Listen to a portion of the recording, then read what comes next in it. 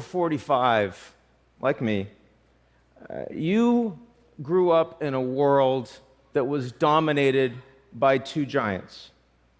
The United States called the shots on one side of the wall, the Soviets set the rules on the other, and that was a bipolar world. It's very simple. If you're under 45, you grew up when the Soviet Union had already collapsed. And that left the United States as the sole superpower, dominating global institutions and also exerting raw power. And that was a unipolar world. And then about 15 years ago, things got a little more complicated.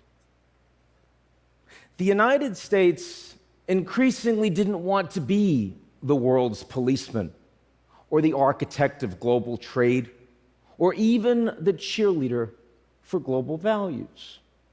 Other countries were becoming more powerful, and they could increasingly ignore many of the rules they didn't like, sometimes even setting new rules themselves. What happened? Three things. Number one, Russia was not integrated into Western institutions. A former great power, now in very serious decline, and they are angry about it. We can argue about whose fault that is, but we are where we are. Number two, China was integrated into US-led institutions on the presumption that as they got wealthier and more powerful, they would become Americans. Turns out, they're still Chinese. And the United States is not particularly comfortable with that. Number three, tens of millions of citizens in the United States and other wealthy democracies felt left behind by globalization. This has been ignored for decades, but as a consequence, they felt that their governments and their leaders were more illegitimate.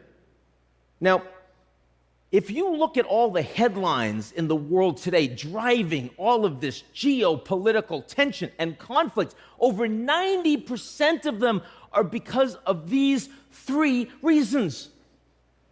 And that's why today we live in a leaderless world. But as we know, that's not going to be with us for long. So what comes next? What kind of a world order might we expect over the next 10 years? Some of what I might say, I think will surprise you. Because we're not going to have a bipolar or a unipolar or even a multipolar world. If we don't have one or two superpowers, we don't have a single global order.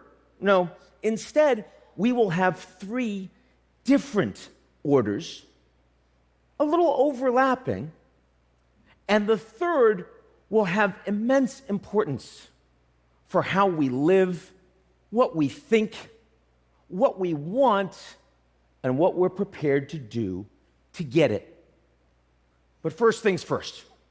Today, we have a global security order. And as you see from the map, the United States and its allies are the most powerful players on it. The US is the only country in the world that can send its soldiers and its sailors and its military equipment to every corner of that world. No one else close. China is growing in its military capabilities in Asia, though nowhere else. Lots of American allies in Asia are concerned about that, and as a consequence, they're becoming more dependent on the United States for a security umbrella. With the Russian invasion of Ukraine, US allies in Europe are becoming more concerned and dependent on the United States and a US-led NATO.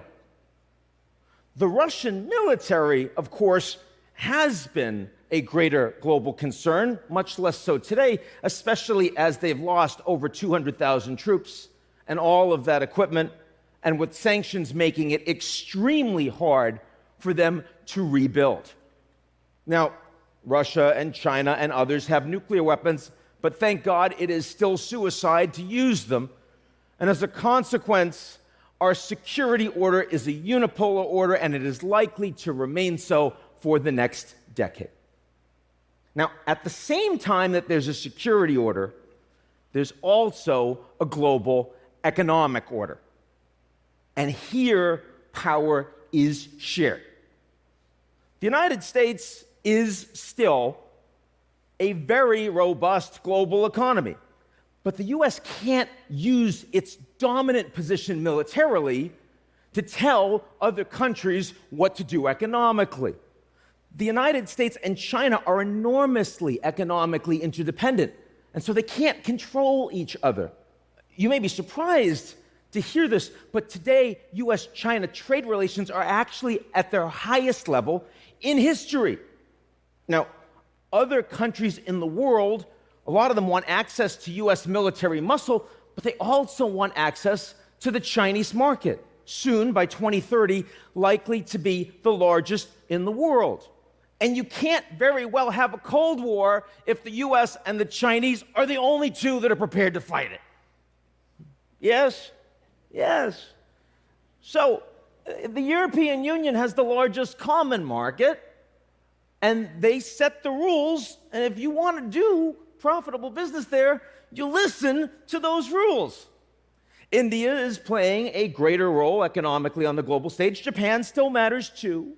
And over the next 10 years, there will be a rise and fall of the relative capacities of these economies.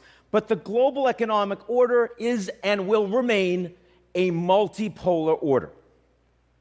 Now, between these two orders are tensions, because the United States will use its power in national security to try to bring more of the world's economies towards it. And we already see this starting to happen in semiconductors and in critical minerals, and maybe soon in TikTok. The Chinese are trying to use their dominant commercial position to align more of the world diplomatically. And Japan and Europe and India and everyone else will do their damnedest to ensure that neither of these two orders dominate the other, and they will mostly succeed. Now, so far, I have spoken with you about the two world orders we already see, but there's a third that is coming soon that's even more important, and that is the digital order. And the digital order is not run by governments, but by technology companies. We all know how much military support NATO countries have provided Ukraine during the war. But it's technology companies that provided the tools allowing Ukraine to defend itself from Russian cyber attack. It's technology companies that gave the Ukrainian leaders the ability to speak with their generals and their soldiers on the front lines. If it wasn't for those technology companies, Ukraine would have been fully offline within weeks of the war, and I don't believe President Zelensky would still be there today. Technology companies determine whether Donald Trump is able, in real time and without filter, to speak with hundreds of millions of people as he runs again for the presidency. It's social media platforms and their ability to promote disinformation and conspiracy theory. Without them, we do not have riots in the Capitol on January 6th. We do not have trucker riots in Ottawa. We do not have a January 8th insurrection in Brazil. Technology companies increasingly determine our identities. When I was growing up, it's nature or nurture. I mean, my deep and abiding emotional problems either come from how I was raised or some genetic failure. Could be both. But today, our identities are determined by nature and nurture and algorithm. If you want to challenge the system, you can't just question authority, as we were all told when we were growing up. Today, you have to question the algorithm. And that is a staggering amount of power in the hands of these technology companies. What are they going to do with that power? And that depends on who they want to be when they grow up. So if China and the United States work to exert much more power over the digital world, and technology companies in those countries align with those governments, we will end up in a technology Cold War. And that means the digital order will be split in two. If, on the other hand, technology companies persist with global business models and we retain competition between the digital and physical worlds, we will have a new globalization, a digital global order. Or, if the digital order becomes increasingly dominant and governments erode in their capacity to govern, and we've already seen the beginning of this, technology companies will become the dominant actors on the global stage in every way, and we will have a techno-polar order. And that will determine whether we have a world of limitless opportunity or a world without freedom.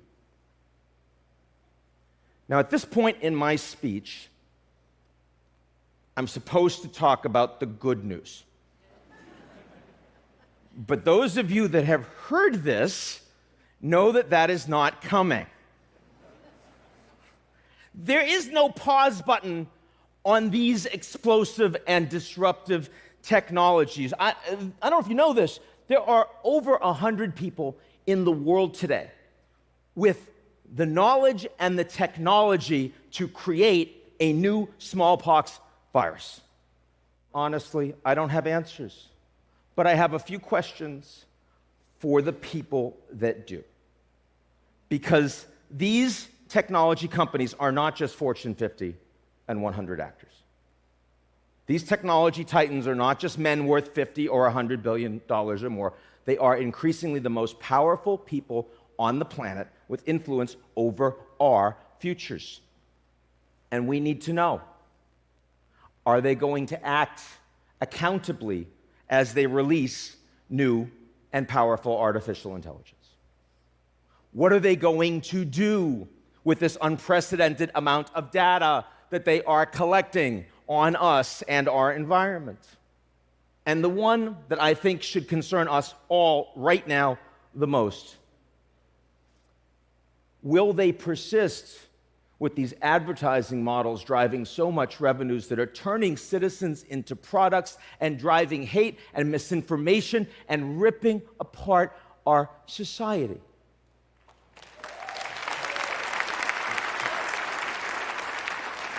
When I was a student back in 1989 and the wall fell, the United States was the principal exporter of democracy in the world. Not always successfully, often hypocritically, but number one nonetheless.